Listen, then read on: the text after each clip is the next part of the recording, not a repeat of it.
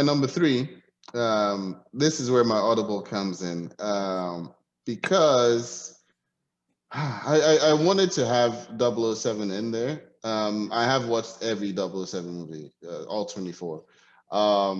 Really, I mean, it had some really high points. I think it Even has. the 5 different Casino Royale.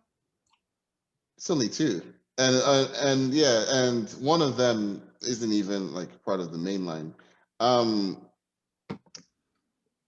I think even though they have high points that I really like, like uh, Live and Let Die, GoldenEye, Casino Royale. There's so many high points, but there are also so many low points. I think actually on Her Majesty's Secret Service, which people really don't like, George Lazenby's only 007 movie, I thought it was actually pretty fantastic. Um, and then they just when Sean Connery decided that he wanted to come back to the role, they just pushed Lazenby aside. Actually, no, not true, not true. There's a longer story to that. Lazenby didn't want to sign. There's a longer contract that he didn't want to sign because of something that was like little, like petty, and then they brought back Sean Connery in the role. But I thought his one movie was probably my favorite 007 movie. But because of all the lows, I think there's enough there to push it out of the top five. So that's an honorable mention, even though we are doing this because Sean Connery passed away. My number three instead will be the Matrix trio. Okay. Yeah. The first movie changed the game. I don't know if another movie did it, but this is definitely the first mainstream movie to implement what we now know as bullet time. Where Neo is like doing the back waving thing, and then like the arm waving thing, sorry, and then the bullets are coming, and it's like dodging, and you see the bullet trail or whatever. We ended up seeing that in movies for like the following 10 years. Yeah, every movie had freaking bullet time. Even video games like Max Payne started using bullet time, where you slow it down and then you see him dodge it. The Matrix, the Wachowski, I guess sisters now, right? Did I get that right? Wachowski? They're trans women now, yeah.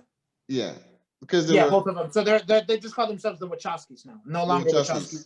So it's not Wachowski sisters; they just call themselves the Wachowskis. But actually, siblings. One of them is no longer doing anything. I think it's only because the new Matrix that's about to come out is only being directed by one of them. Okay, so the siblings, they were revolutionary in their thinking of like of what we can do with action set pieces. And I mean there were just so many like cool moments in that trilogy. Even the second one, who Zeus and I were saying earlier, that it was like almost all action. I personally don't think that in a silo, the second one is that good of a movie. I think it needs the third movie for it to be good. But there's an action sequence in the second one where Neo is fighting against those two twins, those albino twins, and they're like phasing in and out of things, and they're like so it's so well thought out, right? It's like you're watching an anime but like live action. It's really good. So any action fans, if you don't have The Matrix in your top five, then what are you doing? I don't know what you're doing.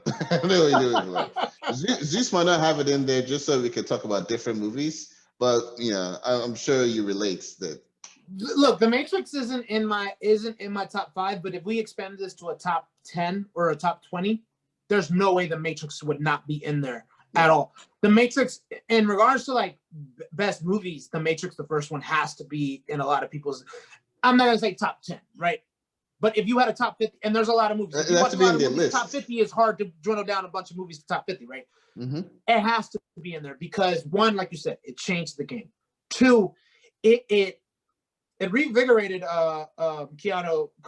What's his name? Keanu Reeves. Keanu Reeves, yeah.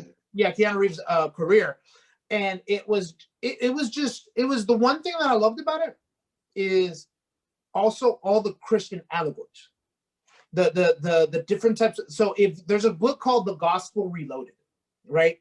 that talks about the Matrix. I actually wrote my paper for my film class in college on the Matrix. So I love the Matrix because the Matrix has a lot of allegory. It has a lot of metaphors in it, and it really is a phenomenal movie. I don't blame you for having your top 5. In fact, I'm somewhat ashamed that it's not in my top 5. And actually, I was going to mention the bullet time. You know what? When I thought about when you mentioned the bullet time, even in movies that it isn't basically the same, because a lot of things what a lot of people started doing is when they use that bullet time, whatever it's called, technology, or I guess that's a director's kind of yeah, like the special effect. Let's put it. Yeah. Sherlock Holmes did it too. I don't know if you saw the one with Guy Ritchie, the one that Guy Ritchie directed. Yeah, I saw it, but you have to remind me the scene. When he's describing how he's gonna beat that one guy that he's fighting, and remember he slows it down, it pans around. So even now that bullet time is still, you're right. They use the specific bullet time of stopping a bullet or stopping something. Or showing that in the trail and yeah. And you know what else kind of did it too? In Hamilton did it. Remember the very last scene? They're basically doing bullet time. It's just that it's not a special effect. It's the one woman carrying the bullet. That's technically bullet time. So even then, it still affected plays and it's affected the whole entire game. So I can't hate on the Matrix. So that was your number 3, right? That was number 3, yeah. And the reason I didn't talk shit about your number 5, guess what my number 3 is? Harry Potter. I have absolutely no qualms with you putting Harry Potter in there. It actually helped make the MCU a possibility, if you think about it. Because they have never intentionally put out a franchise with the intention of doing more than 3 movies. They had never done that until the Harry Potter. If you think about it, there was a lot of kind of questions of like, how are you going to make 7 movies? Right? Because a lot of times, and I think Harry Potter would have been the only one that really could do it, just because of the fact of the matter is, it was already a big book. It was one of the best-selling book series of all time. Yeah. So it made sense that was the first one to do it. But then look what happened is all these other Divergent came out. Twilight came out. Yeah, I'd venture to say that movies like Divergent, Hunger Games, and all that stuff weren't so much a product of Harry Potter. They're actually a product of Twilight. I think Twilight was trying to do the 3-movie thing, the traditional 3-movie thing, based on books, and I think they extended to 4 because they got that from Harry Potter because Harry Potter, the last movie was split into 2. Yeah, so that one is a direct result of Harry Potter. But as far as like doing the franchise thing, like 3 movies, I think that's like the age-old thing. No, I get you. It basically it was kind of adding on top of each other. Yeah, but then what Divergent and Hunger Games did is like, oh, this is the young adult novel thing that people like. People are actually going to see Twilight. No, we can do this for other young adult. I forget. I think that's what they call it, young adult novel. Young adult dystopian. Term. Most of them are dystopian too. Yeah. And then they ended up realizing, oh shit, we're not Harry Potter because both Divergent and Hunger Games, they split the last book into 2 movies, and only the first one did good. No, actually, I'm sorry. Hunger Games, the first split did good. The second one didn't do that great. And then Divergent, the first, so it was book 3, 1 out of 2 movies. The first movie they released, the first movie did so bad, they haven't even released the second part of the movie. They were thinking about putting it on a show instead. So it kind of shows you how Harry Potter really was the only one that could do it. But we talked about top 50 favorite movies. I'm gonna tell you right now, number 6, Harry Potter and the Half-Blood Prince, is one of my favorite movies by itself. Of all time. It really is. That one is definitely in my top 50. Like Harry Potter and the Half-Blood Prince. I love that movie because the thing is though, they went really dark with it and ominous with it because they were kind of setting it up for the fact that the 7th book was going to be so much darker too because there's going to be a crap load of people that were going to die, right? So it's kind of like they did a great job with setting that up. And so the Half-Blood Prince is one of my favorite. I can literally pop that movie in by itself, watch it, and I don't have to watch the other ones to kind of feel like I'm, now I want to. No, I can literally watch Harry Potter and the Half-Blood Prince myself. So that's why I was not hating on your number 5 because it was my number 3. And nerds can be mad all they want. I don't care. Cool. All right. My number 2 is not the Teenage Mutant Ninja Turtles, though I do love them. My number two is Toy Story. Um, yeah, there's something about the Toy Story movies, man. No matter how old I am, they just they're just good. They're just like really good. I actually have not seen Toy Story 4, but You need to. yeah, I'll watch it. But I saw Toy Story 3 when I was 22 years old, or no, 21 at the time. I don't think an animated movie has has ever hit me in the feels the way the end of Toy Story 3 did. Talk Yeah. about the trash, the dumpster scene. Where they're in No, the, no, not even that. Well, all of that was good. All that was emotional. It's the final scene where Andy is giving the box of toys to the little girl, and it was like it's like all of it has come full circle, you know. Because when you really think about it, at least for me, I think I was about maybe 2 years older than Andy. So essentially, I kind of grew up with with Andy, Woody. yeah. Because when he was going off to college is when just about when I was about 2 or 3 years into college, right? But I understood that, you know, of like the transitions through life, even though the story was told through the toys, at the end of the day, you know, it's still kind of Andy's story, even though it's pretty much a periphery character. And you're seeing the end of the movie is kind of like, okay, I have to kind of let go of kid stuff, you know. But you could tell Andy was still, yeah, it wasn't easy for him to transition to adulthood or whatever. And I felt it, man. I was like, damn, this shit's good. So yeah, number two for me. So as you know, I have kids. Mm. So my wife, so we introduced because of Disney Plus, we got to introduce them into Toy Story, right? So they've seen all of them. My son loves Woody, Buzz Lightyear.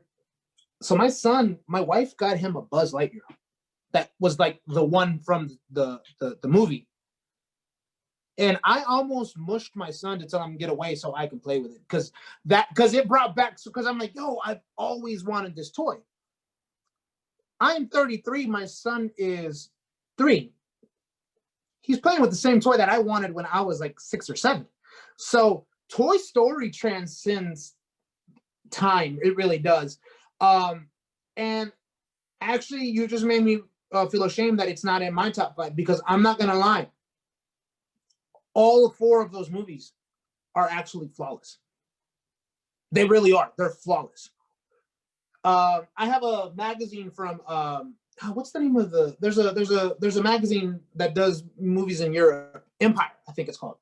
And they released all their movies. Toy Story was there was 3 trilogies that they put on there, or 3 franchises that they put on there. Toy Story was one of them, and they said there's only one animated franchise that you can include as saying it's one of the greatest of all time, and it is Toy Story, because one, it grew, the technology grew with it. Because I don't know if you've noticed, the first movie they didn't really show the humans, not really. They didn't really go too deep in them, or because they couldn't be as intricate as they couldn't like draw them up the best way they could the toys. You're allowed to have the toys be a little stiffer, you know, and they couldn't make the humans like fluid and stuff because of the lack of technology in the time.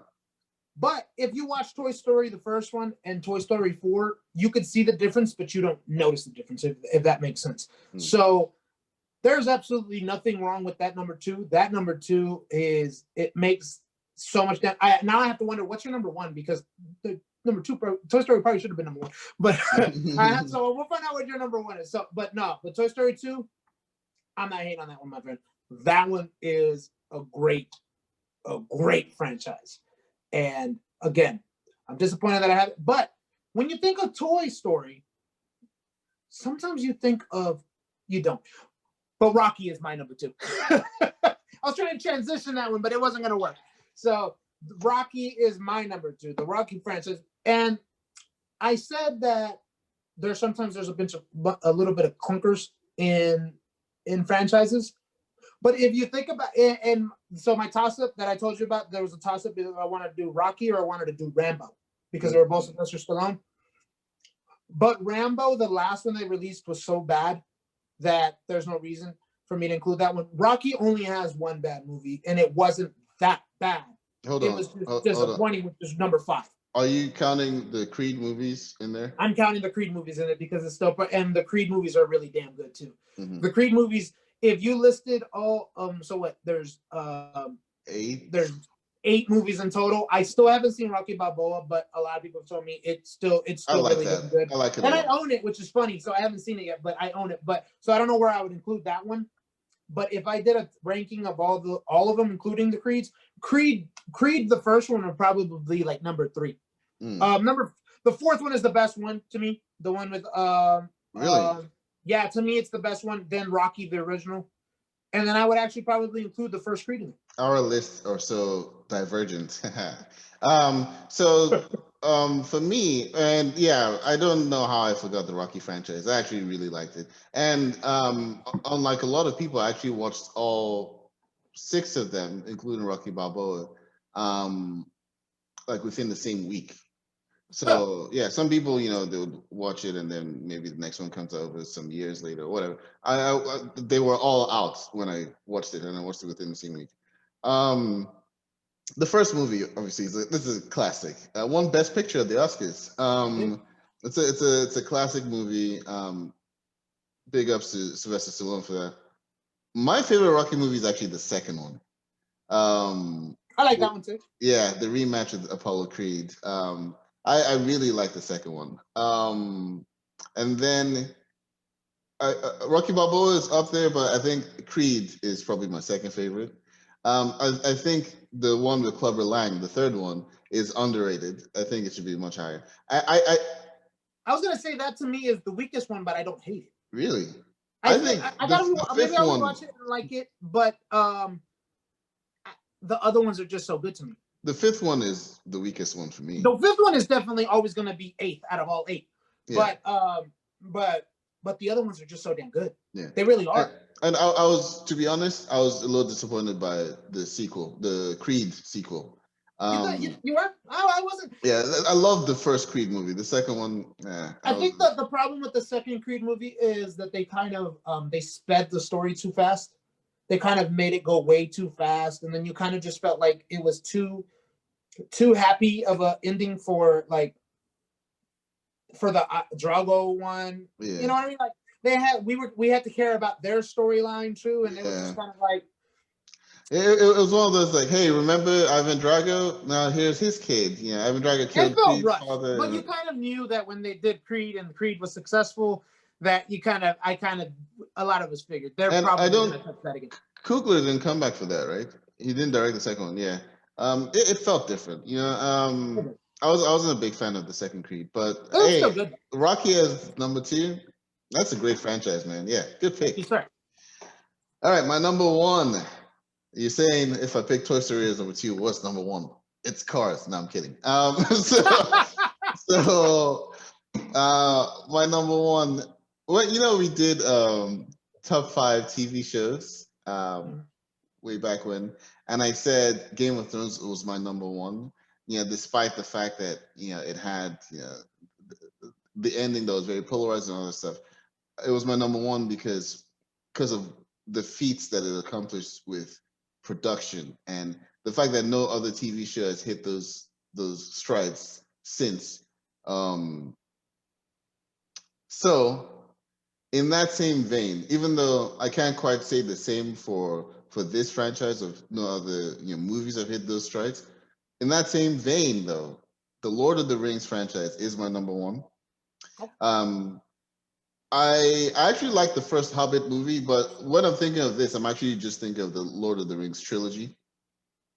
There's a reason why Return of the King swept at the Oscars, right? I mean, the Return of the King is like there's really 2 awards that should have happened that they didn't give, which is Sean Astin should have gotten Best Supporting Actor, and Viggo Mortensen should have gotten Best Actor. Like that's my honest opinion. Like those 2 got snubbed. Yeah. No, that's very true. Very true.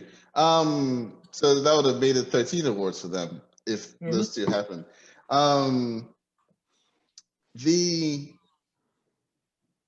While the third movie was, the best of the trio, despite the fact that it had like a 30 minutes epilogue, that Avengers Endgame tried to beat, you know, with its epilogue.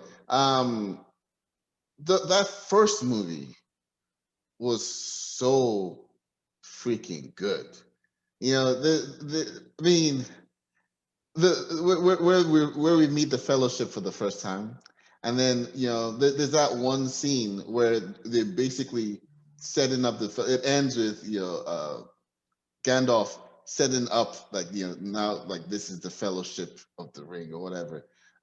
In that scene, that you have all the different members of that Fellowship kind of expressing, kind of showing you what their character traits or what their character arc is going to be like, just based off of one or two lines that each of them say. And you just you're realizing that this is going to be like a bright and vibrant cast, and it's going to be a fun ride, and it sure was. Now obviously we didn't know Sean Bean was going to croak like by the end of the movie. Spoiler alert. I forget his name. Is it Boromir? Boromir, yeah.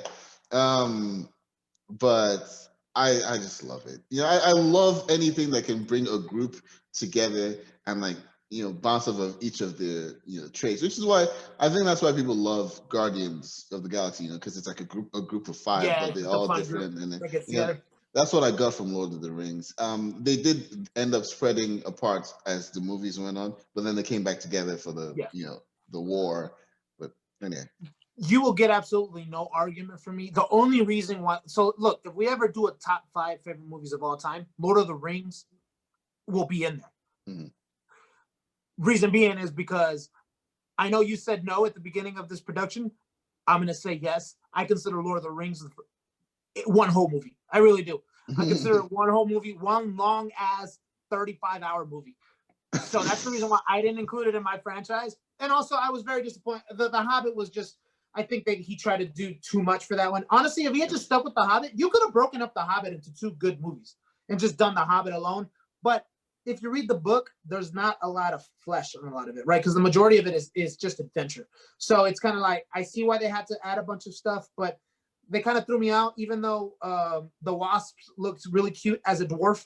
That whole, the whole love triangle between her and Legolas. And I haven't even watched the 3rd one. I'm not going to lie. So that's one of the reasons why I wouldn't include it in it. But the Lord of the Rings by itself, if you want to say it's your favorite franchise, I'm not going to knock you, because like I said, that's one of my favorite movies. Like, it's one I sat down and watched the whole damn thing in one day. Okay. The extended edition, okay. I don't go weak with that. I went hardcore and I did the extended edition of the Lord of the Rings. So I'm not gonna hate you on that one at all. Honestly, it really is that great. It really was amazing. And some people might say that one also changed the game, right? You've never shot 3 epic movies that are that long back to back to back. And then it allowed for things like Avengers, Infinity Wars, and Endgames to be able to be realistically shot. Yeah. Because they're like, oh, it can happen. You could do that because Lord of the Rings did, right? And then it also gave us one of the godfathers of motion capture. Yeah, I know you're talking about Andy Serkis. And yeah, exactly. He's the godfather of motion capture. And guess what? Motion capture had a lot to do with the Marvel movies. And by the way, just in case anybody's wondering, we purposely excluded MCU from the top 5 because is it a franchise or is it a movement? I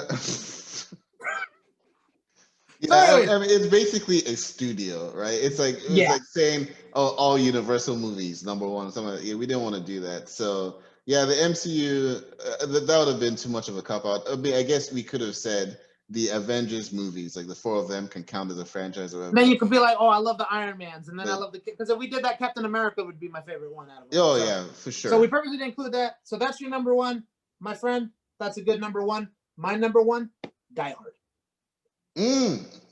I watched Die Hard, the first one, at home.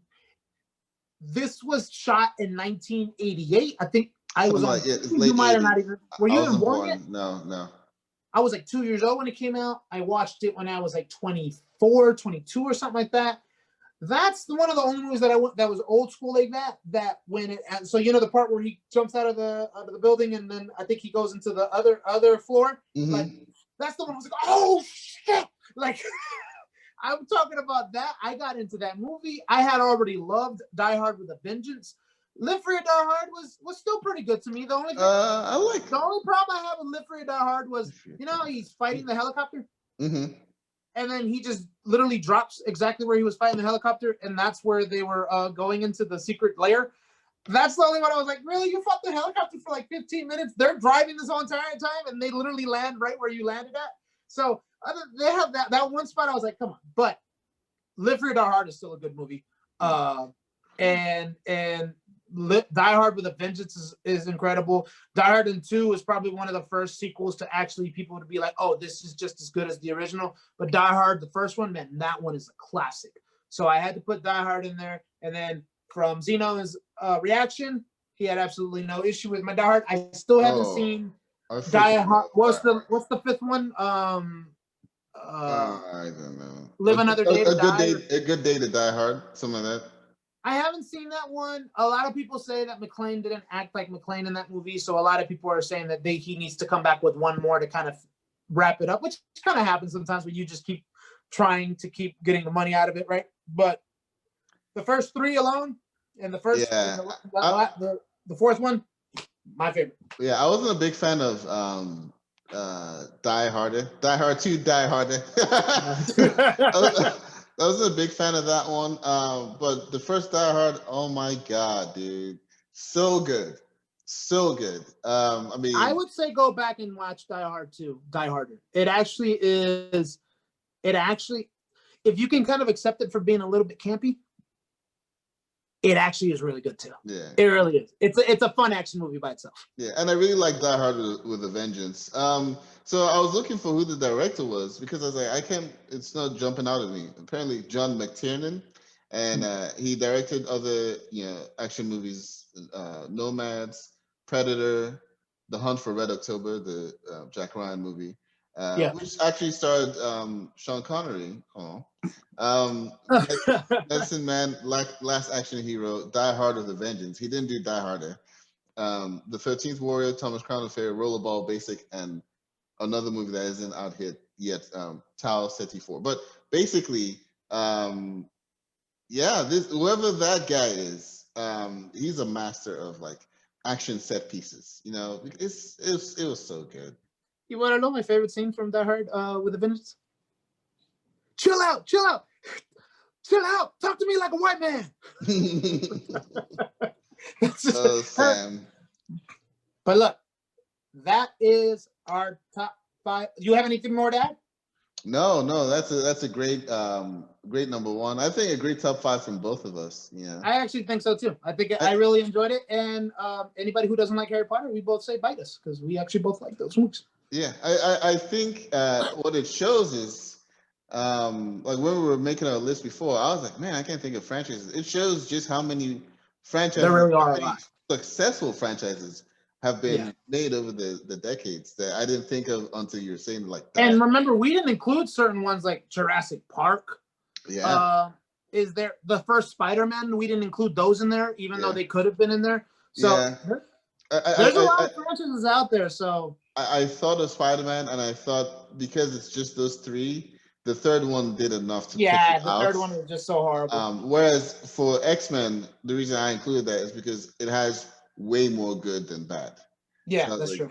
I was like, yeah, it's got to be in the top 5. But all right, that's our top 5.